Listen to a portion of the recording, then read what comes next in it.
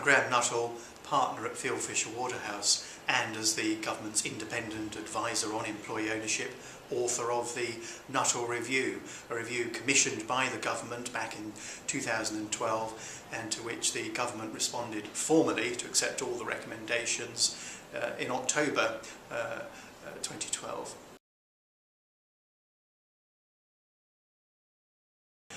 Since the government's formal response 1 year ago, the progress has been tremendous. We've made progress on all of the recommendations to a greater or lesser extent. There have been company law changes. We now have extra resources in the form of government and industry-led documents to help establish employee-owned companies, and we have the promise of new tax reliefs from 6th of April 2014. We've achieved a lot in terms of simplifying legislation with the company law changes. Share buybacks for employee share schemes are now much easier, and for the first time in the UK, private companies may hold treasury shares. Also, the tax reliefs that will be introduced in the next tax year will simplify transactions. If a transaction is free from capital gains tax, then it's much easier to structure.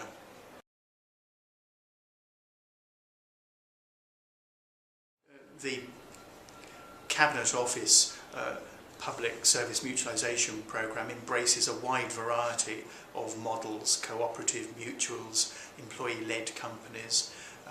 The mutualisation website of the Cabinet Office gives success stories and sets out a map of the employee ownership companies that have been established to date.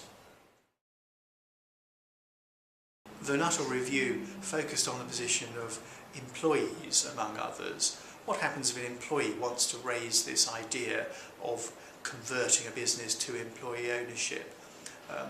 We now have government-endorsed guidance for employees who want to go about raising this idea with their employer or the owner of the company. This is endorsed by ACAS, and we're waiting to see how well this works.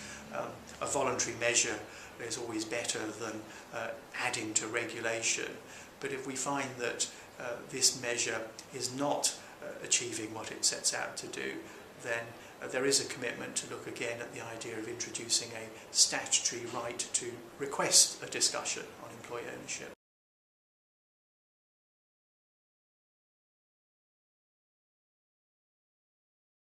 One of the main areas for further work relates to finance.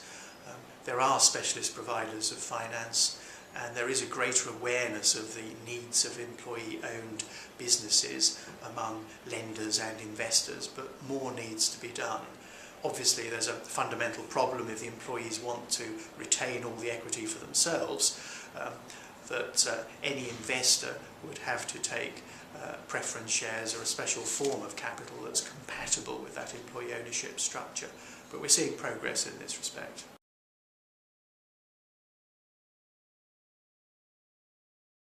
Employee ownership provides a win-win situation to companies. It provides better business and happier staff, and there's a great message there. Employee ownership in all its forms works in every size of business, in all sectors. There is something in this for every company.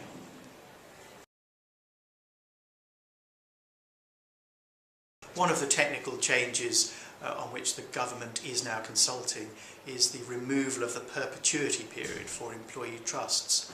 It's possible to set up a pension scheme for the benefit of employees that lasts forever, but under English law it's impossible to set up an employee trust that would hold shares for employees forever.